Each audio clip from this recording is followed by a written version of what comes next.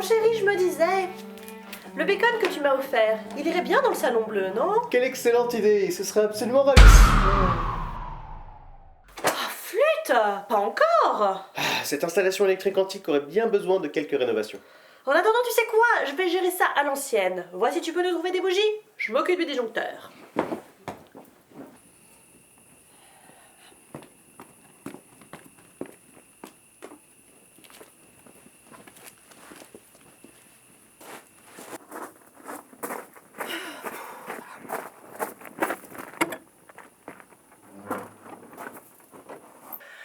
Alors, électricité.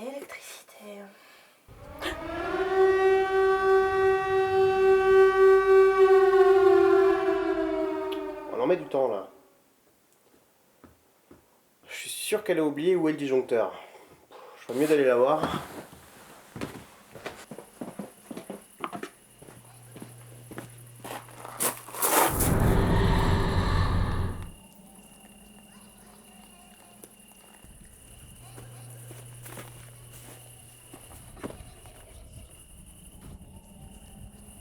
Nat? Non mais chérie, le disjoncteur est dans la cave, hein. Qu'est-ce que tu fous en bas? Nat?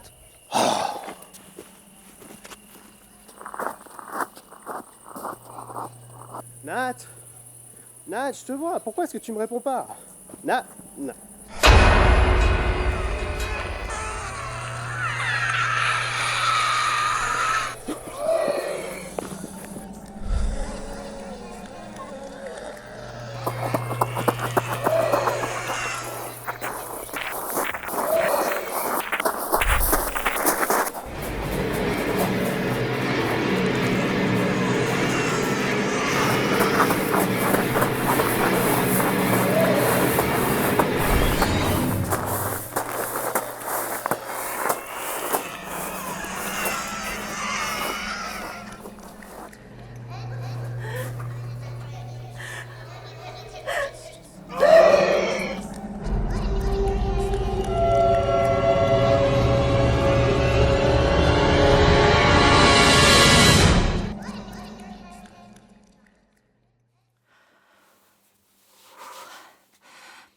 Salut à tous.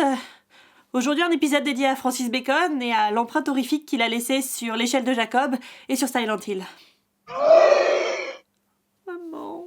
Alors vous vous demandez peut-être ce qu'ont en commun un peintre anglais né en 1909, un film sorti en 1990 et une série de jeux vidéo initiée en 1999. Bah c'est simple, tous les trois choisissent d'incarner l'horreur d'une manière quasiment identique. Après, c'est pas vraiment étonnant quand on sait que le scénariste de l'échelle de Jacob s'est inspiré de l'œuvre de Francis Bacon et que les scénaristes de Silent Hill se sont inspirés de l'échelle de Jacob et de l'œuvre de Francis Bacon. Et vous allez voir que cette influence, elle se ressent à bien des niveaux, à commencer par les créatures qui peuplent ces tableaux, ce film et ces jeux. Alors préparez-vous à prendre votre dose d'images horrifiques.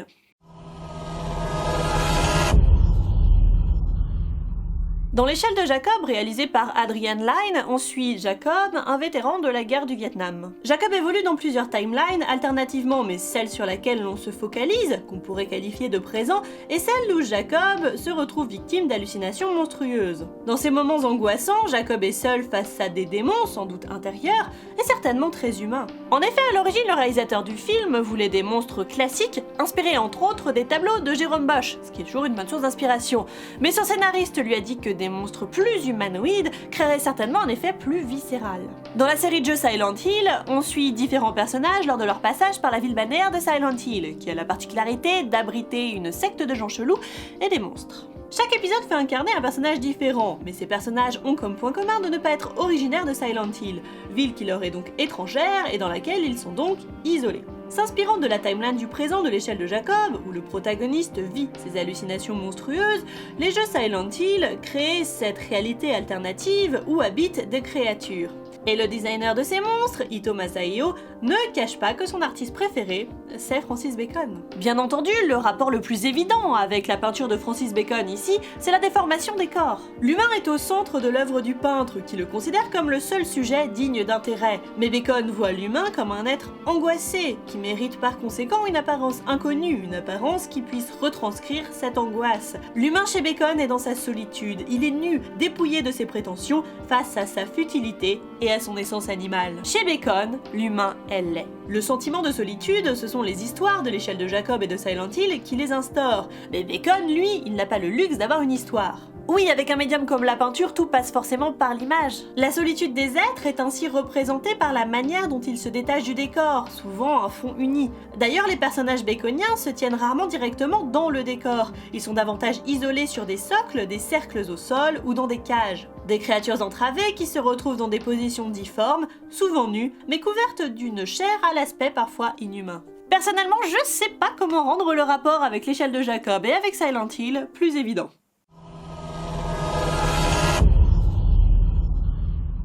Dans l'œuvre de Bacon, il n'est jamais évident de savoir si les personnages sont réellement déformés ou s'ils sont rendus difformes par le mouvement. On connaît les grandes influences que Picasso et son art pour la simultanéité des visages a eu sur Bacon. On sait aussi que le peintre se basait presque systématiquement sur des photos où les déformations liées au mouvement sont fréquentes. Rien de surprenant alors à ce que les corps partent un peu dans tous les sens. Dans l'échelle de Jacob, les êtres horrifiques sont des acteurs affublés de prothèses. Le réalisateur leur a demandé de secouer la tête vigoureusement alors même qu'il filmait à 4 images par seconde. Le résultat est un effet flou, un effet de mouvement typique des images de Bacon. Dans Silent Hill, on peut difficilement réduire le nombre d'images par seconde parce qu'on est dans un jeu vidéo et qu'on ne peut pas demander aux joueurs de gérer ce genre d'accélération ou de ralentissement du gameplay. Donc à la place, le jeu opte pour des mouvements grotesques, inhumains, qui rappellent les positions insolites des personnages de Bacon. Leur propre corps devient une entrave, un cocon qui les empêche de se mouvoir normalement, les rendant ainsi inquiétants.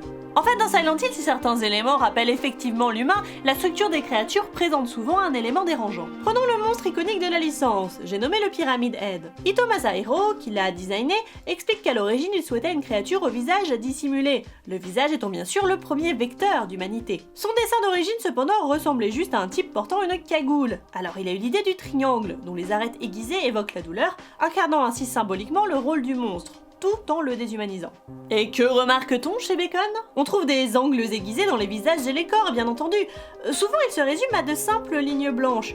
Et pour Bacon, ces lignes blanches sont l'incarnation des os, qu'il installe en tension avec la chair. Oui, parce que Francis a une légère obsession pour la viande. Il aime notamment rappeler que la chair humaine, c'est de la viande. Quand je passe devant une boucherie, je suis toujours surpris de ne pas me voir là, à la place de la viande, dit-il. Bacon, Hannibal, même combat.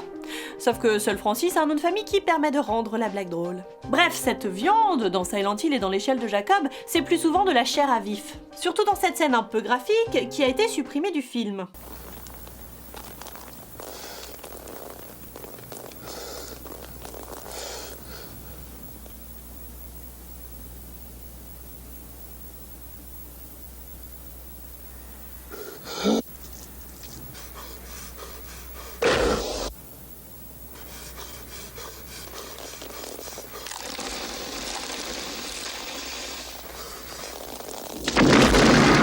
En revanche, dans ce dernier, les os sont bien présents, ils surgissent en excroissances écœurantes. En tension avec la chair, ils incarnent à merveille la souffrance, mais contrairement au Pyramid Head, on ne parle pas de la souffrance que le monstre inflige, mais de celle qu'il ressent. En ce sens, on est très proche de Bacon et de ses corps torturés, ces corps qui souffrent.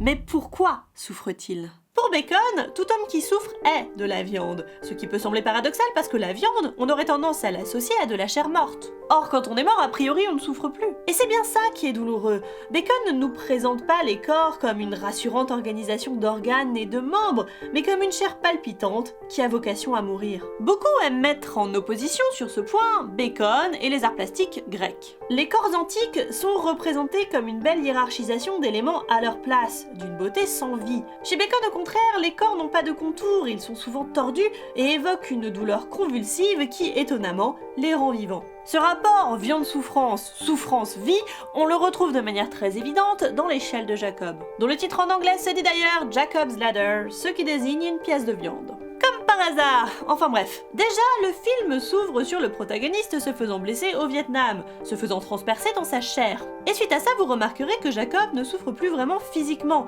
Il est pris d'une forte fièvre, on lui enfonce une aiguille dans la tête, il traverse des phases délirantes. Tout ça, ça touche en priorité sa tête, au sens aussi bien littéral que figuré. Jacob ne souffre plus dans sa chair, et ce, pour une très bonne raison. Mais on va faire une pause parce que je vais spoiler, donc le temps que ceux qui n'ont pas vu le film puissent sauter ce passage, je vais aller voir si la voie est libre.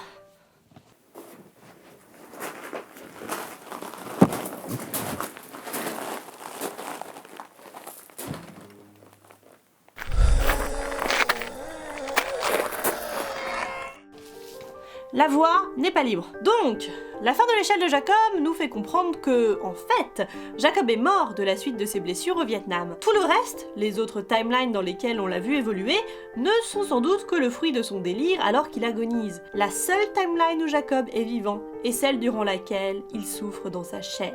Et ça, c'est hyper baconien. Dans Silent Hill, l'horreur est véhiculée autrement, parce qu'on n'est pas amené à avoir de l'empathie visuellement pour les monstres, et on peut donc pas voir de nos yeux qu'ils souffrent dans leur chair. Alors pour nous faire comprendre que les créatures souffrent, le jeu a recours au son, parce que certains de ces monstres crient. En dehors du fait que ça rappelle l'animalité que Bacon cherche tant à représenter, cela rejoint aussi un autre concept fondamental du peintre, qui cherche à peindre le cri plutôt que l'horreur. Dans beaucoup de ses toiles, on découvre des personnages hurlants, mais on ne voit pas ce qui a provoqué le cri.